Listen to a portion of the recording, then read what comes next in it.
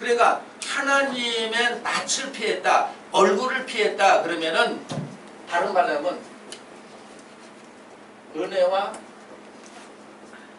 자 긍휼을 못 받고 있어. 긍휼을 못 받고 있다는 얘기는 내가 잘못을 했는데 그걸 깨달아가지고 아 이게 잘못된 거다 하고 깨달으면 하나님으로부터 내가 지금 뭘 받고 있어? 네, 그리고 하나님의 지금 뭘 보고 있어요? 얼굴을 보고 있는 거야. 왜냐면 몰라서 죄를 짓고 있는데 하나님이 일깨워주면은 아주 그 죄의 생활을 청산하고 의인의 생활을 하니까 하나님이 너무너무 좋아서 하나님의 눈을 거기서 떼지를 못하는 거야. 그래서 사랑스러운 거예요. 자, 민수기 6장 25절 가서 봅니다.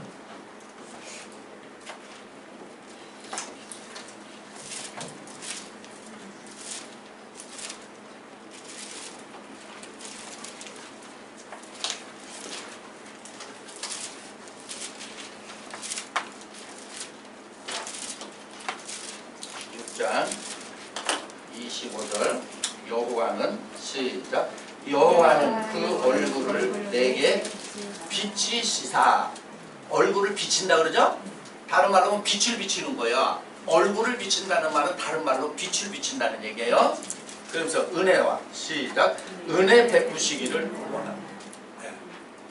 그러니까 얼굴 빛을 비치는 게 지금 은혜를 주는 거야. 그러면 예를 들어서 내가 내 삶 속에서 늘 하나님의 은혜 속에 있어. 그러면 하나님이 나에게 빛을 비치고 나의 삶은 자꾸 낮이죠.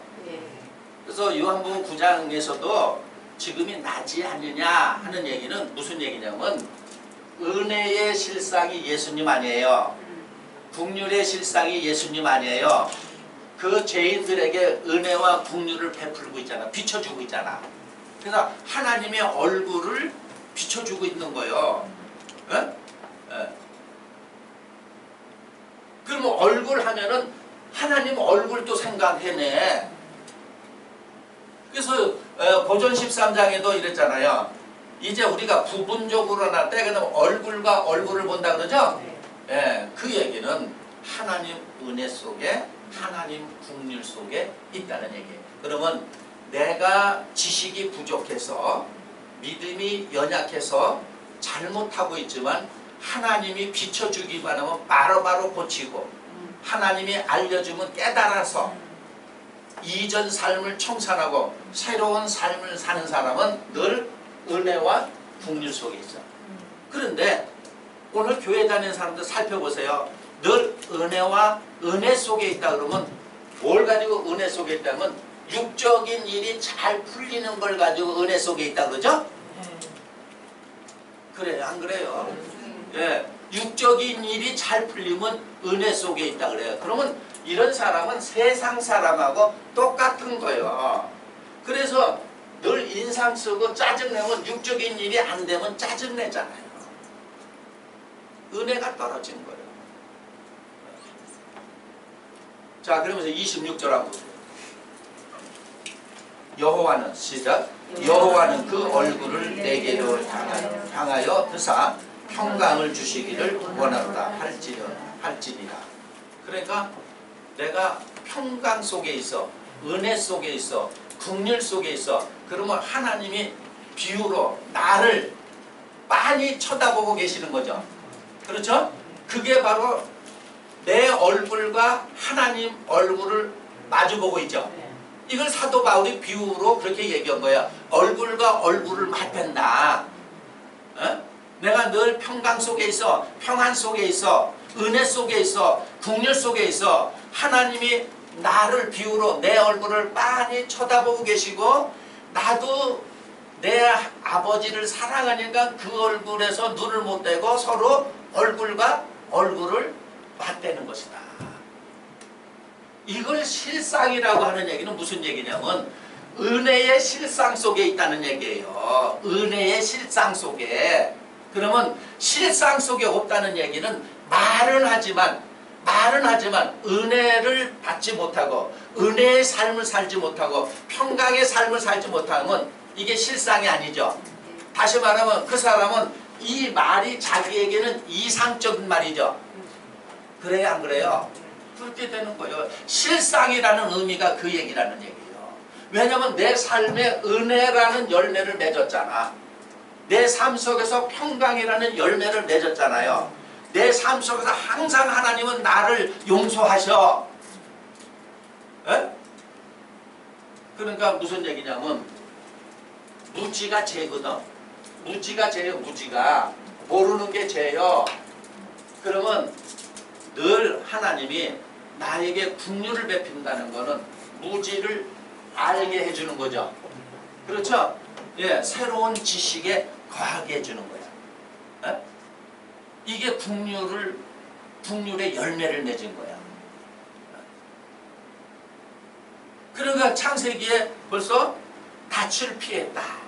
은혜가 떨어지고 평강이 오고 하나님으로도 긍휼을 받지 못하고 숨어버렸어요. 그러니까 아담아 내가 어디 있느냐 하니까 그 음성은 바로 무슨 얘기냐면 여러분이 내가 아담아 하는 얘기는 나를 보고 이 인간아 하고 부르는 거 아니었어요? 내가 어디 있느냐 했을 때 아담이 뭐냐면 내가 벗었으므로 숨었다 그래서 그러면 자기가 잘못했다는 거 알지요? 그렇죠? 잘못했다는 거 아는 거예요. 이게 선을 한 거예요. 잘못했다는 걸 알기 때문에 그래도 잘못을 짓고는 뭘 하냐면 그러잖아요. 어? 그런데 이제 잘못했다는 걸 몰라. 잘못했다는 걸 몰라. 그러면 그건 끝나는 거예요. 잘못을 하고 잘못했다는 걸 몰라. 그럼 완전히 저 세상 말로 하면 골로 간 거야. 그냥 끝나고 죽어버린 거예요. 그래서 모르는 거예요. 지금 자기가 벗었다는 얘기를 알잖아요. 그렇죠? 그럼 벗었다는 얘기는 바로 자기 죄를 자기가 안다는 얘기죠? 예, 양심이 알잖아요. 내가 지금 이것이 하나님 볼 때 죄인지 아닌지 자기 속마음이 내면의 마음이 알아. 아는데 믿음이 있을 때는 회개하고 나간다고 애를 쓰는 거예요. 그런데 서늘한 거는 뭐냐면 알지만 오른쪽으로 나가지 않고 그냥 죄의 방향으로 가는 거예요. 알지만 가는 거예요. 어? 그러니까 마태 24장에는 기독교인이 종말이 난다는 얘기는 아는 것도 끝나. 완전히 열매 없어요. 선의 무화과 열매도 없어. 이러면 그냥 심판이라는 얘기예요. 끝난다는 얘기예요. 그러니까 마지막에 하나님이 그래도 끝까지 하나님이 살펴보고 긍휼을 베푸는 것은 바로 육의 선한 행실을 맺을 때도 기다려주는 거야. 육의 선한 열매가 영의 선한 열매로 바뀔 수가 있기 때문에 하나님이 보고 계시는 거예요. 그런데 대부분 보면 순서가 하늘의 열매, 그렇죠? 천적, 영적인 열매, 그 다음에 육적인 열매. 그래서 없어. 이게 끝나는 거예요. 수순이. 그리고 사람이 되어져 가는 거는 육의 열매에서 영의 열매에서 하늘의 열매를 맺을 때 이걸 성령의 열매다. 이런 얘기를 하는 거예요. 그래서 우리의 삶을 통해서 나오고 그러기 때문에 비유하면은 여러분 성경이 없어도 양심을 따라 하나님을 섬길 수 있죠. 성경을 놓고도 하나님을 잘못 믿잖아요. 그렇기 때문에 성경이 없어도 모든 사람에게는 양심이 있어요, 없어요? 있죠? 그러면 양심을 따라 하나님을 섬길 수가 있는 것이다. 그래서 사도 바울도 사도행전 23장 1절에 자기가 양심을 따라 하나님을 섬겼다고 그러고, 이 양심이 날마다 우리를 교훈한다 그런 거예요. 이걸 갖다가 다른 말로 하면은 심장이. 그러면 하나님은 우리의 심장 속에서 거하시면서 교훈하죠. 그리고 욥도 뭐냐면 인치듯 교훈한다 그러죠. 인치듯 교훈한다는 내 양심 속에서, 내 심상 속에서 하나님께서 날마다 인치듯이 말을 해주는 거예요. 그런데 무시하잖아. 그리고 사람들이 바꿔서 아무개야 이 소리를 들으려고 자빠졌다는 얘기예요.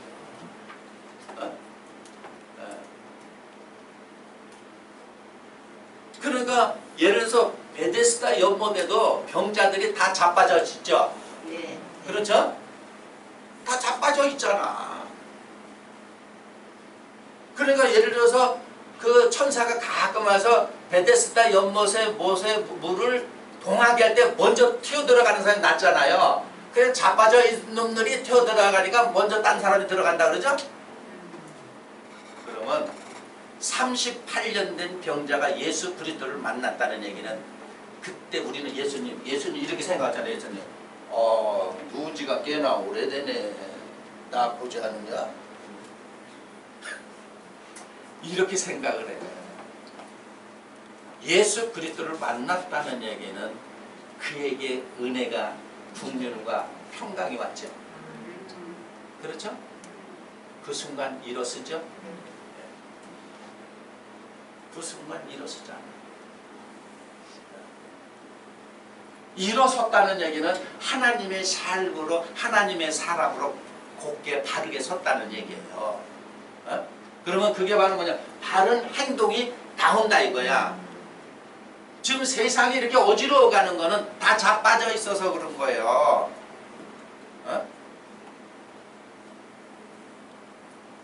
이걸 알아야 돼. 저는 이런 문제를 놓고 고심을 많이 해봤어요. 그래서 내가 이제 고생도 많이 하는 것 같아. 참 예를 들어서 일반 성도들은 삶에 쪄들어서 막 그 물질이 없어서 헤매고 막 아파하는데, 목회자한테 기도 받으러 오면은 그 마음 고스란히 목회자가 받겠냐 이거. 아픈 마음을 고스란히 받을 수가 있겠냐 이거. 자기는 억울하기 때문에 근엄하게 목소리 깔면서 아주 또 그런 소리를 좋아하니까 그렇게 기도해 주는 게 끝이잖아요. 예수님이 3년 공생에 한 거는 같이 살아준 거 아니겠어요? 같이 살아줘서 동고동락을 하는 거야. 이게 진정한 안내자. 그게 가야 되는 거예요. 그랬을 때 그런 종교 지도자를 나무랄 사람이 누가 있겠냐? 없어요. 말로만 하는 거 아니야. 대부분 다 이러잖아요.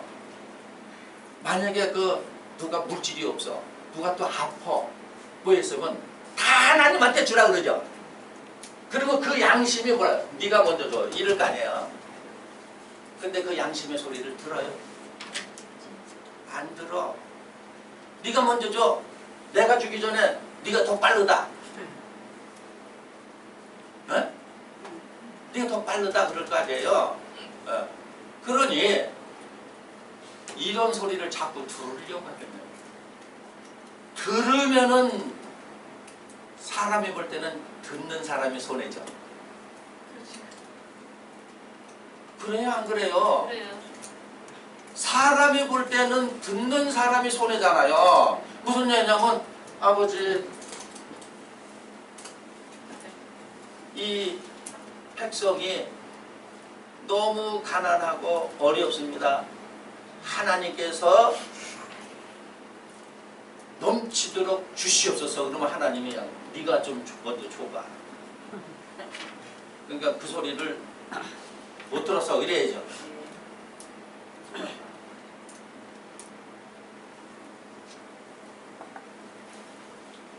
주라고 해야 되는 거예요.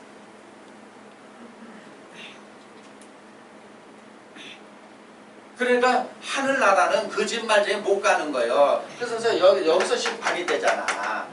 자기는 여기서 심판, 이걸 안 들으려고 그러는 거예요. 우리는 그전에 지식이 없어서 이걸 몰랐던 거예요. 하나님이 우리의 양심 속에 거하시면서 순간순간 다 판단해 주는 거예요. 그건 악한 거고 이건 선한 거고 그건 하지 말고 이렇게 하라고 우리 앞에 있어. 생명과 사망과 복과 저주가 내 앞에 놔뒀다는 얘기, 똑같은 얘기 하는 거예요.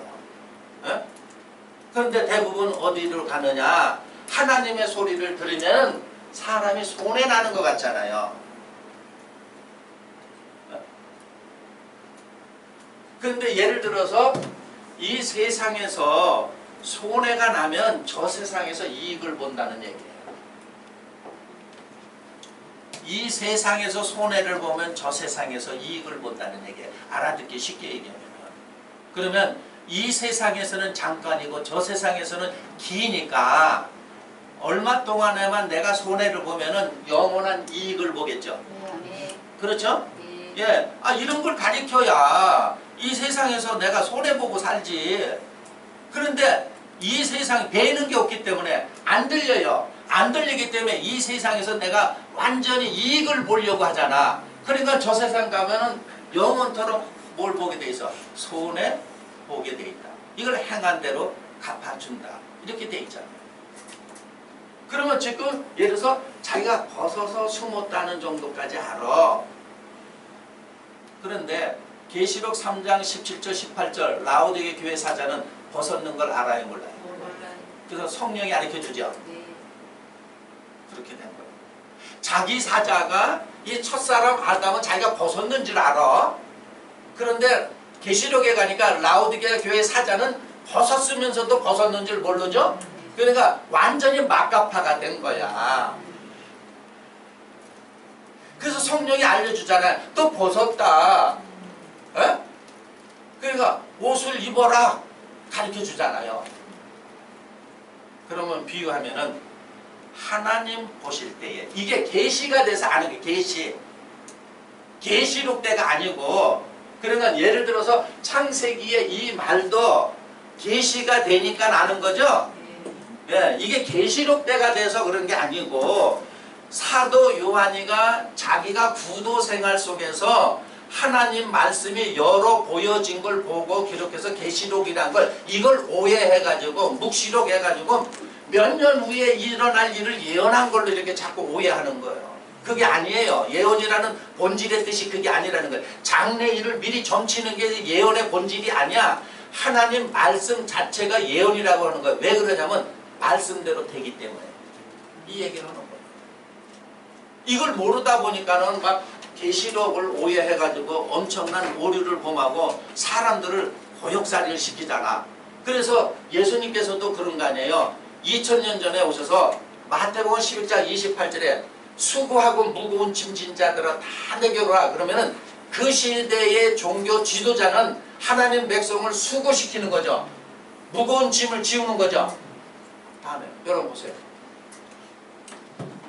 성경 31,173절. 공부는 무지무지하게 해. 공부는 무지무지하게. 이거 평생 해도 이거 다 못 알아들어. 가리키는 사람들도 잘 모르는데 듣는 사람이 얼마나 평생 가도 못 알아들어요. 어? 이 자체가 이거 아는 게 수고야. 이게 무거운 짐이야. 이게 종교 지도자들이 지우는 무거운 짐이야. 어? 내게로 오라. 내가 너희를 편히. 이거 하나 하면 끝나죠.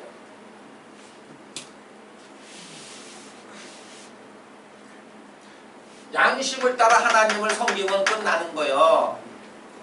그러면 이 성경은 바로 이 양심에서 일어나는 사건들을 다 기록한 거죠? 이거 모르니까 이거 여기에 헤매고 있잖아. 이게 집이잖아요. 애우라 그러고. 성경을 자꾸 쓰라 그러고. 또 몇 독을 자랑스럽게 하잖아. 그 자체가 짐이야. 그래서 전도자는 공부는 사람을 피곤하게 하는 거다. 그랬어요. 그렇게 하고는 이 법을 안 따르면 소용이 없잖아. 이렇게 외우면서도 자기가 벗었는지를 모르잖아요. 그러니까 첫사람 아담은 그래도 서늘하다는 얘기는 아직 온기가 있다는 얘기야. 거꾸로 얘기해. 그러면 계시록의 라오디게아 교회 사제는 온기가 완전히 없죠. 죽었죠? 그래서 벗었는지 모르죠? 그러면 사자가 그 모양인데 따르는 백성은 오죽하게 되냐. 한번 생각해. 그래서 성령이 하는 소리를 들어라 그러면은 하나님의 영이 함께하는 사람이 일깨워 주는 거요. 이해되시죠? 예, 하나님의 영이 함께하는 사람이 일깨워 주는 거요. 그리고 성령은 어디 막 기도하면서 어디 하늘에서 뚝 떨어지는 게 아니라 하나님의 영을 받은 사람이 영을 넣어 주는 거야. 그러면